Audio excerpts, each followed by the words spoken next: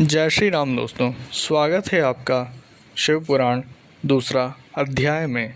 देवराज को शिवलोक की प्राप्ति, चंचुला का संसार से वैराग्य।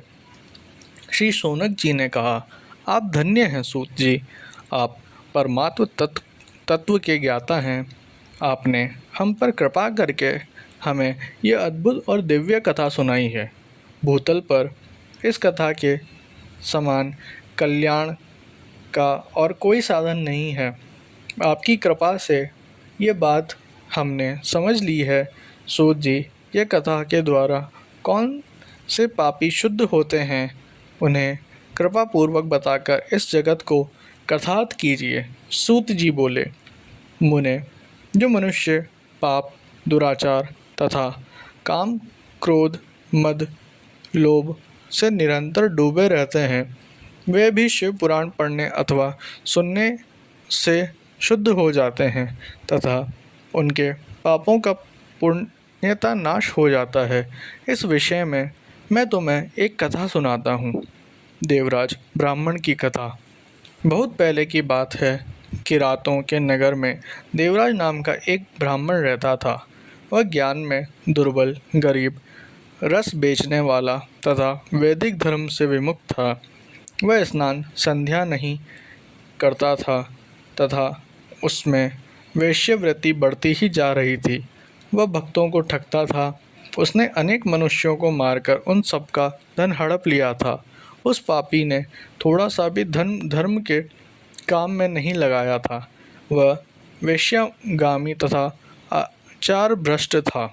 एक दिन वह घूमता हुआ देवयोग से प्रतिष्ठानपुर झूसी प्रयाग जा पहुंचा।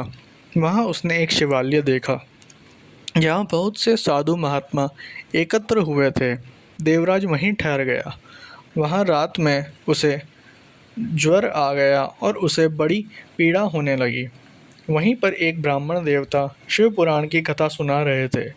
ज्वर में पड़ा देवराज भी ब्राह्मणों के मुख से शिव कथा को निरंतर सुनता रहता था। एक मास बाद देवराज ज्वर से पीड़ित अवस्था में चल बसा। यमराज के दूत उसे बांधकर यमपुरी ले गए। तभी वहाँ शिवलोक से भगवान शिव के पार्षदगण आ गए। वे कपूर के समान उज्जवल थे। उनके हाथों में त्रिशूल, संपूर्ण शरीर पर भस्म और गले में रुद्राक्ष की माला उनके शरीर की शोभा बढ़ा रही थी। उन्होंने यमराज के दूतों को मार पीट कर देवराज को यमदूतों के चुंगल से छुड़ा लिया और वे उसे अपने अद्भुत विमान पर बैठाकर जब कैलाश पर्वत पर ले जाने लगे तो यमपुरी में कोलाहल मच गया, जिसे सुनकर यमराज अपने भवन से बाहर आए। साक्षात रुद्रों के समान प्रतीत होने वाले इन दूतों का धर्मराज ने विधिपूर्वक पूजन कर ज्ञान दृष्टि से सारा मामला जान लिया।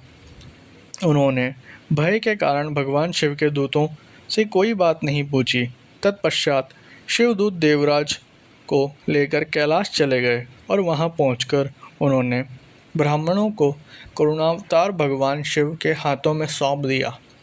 शौनक जी ने कहा, महाभाग सूत जी, आप सर्वज्ञ हैं। आपके कृपा प्रसाद से मैं कृतार्थ हुआ। इस इतिहास को सुनकर मेरा मन आनंदित हो गया। अतः भगवान शिव में मेरा प्रेम बढ़ाने वाली दूसरी कथा भी कही है।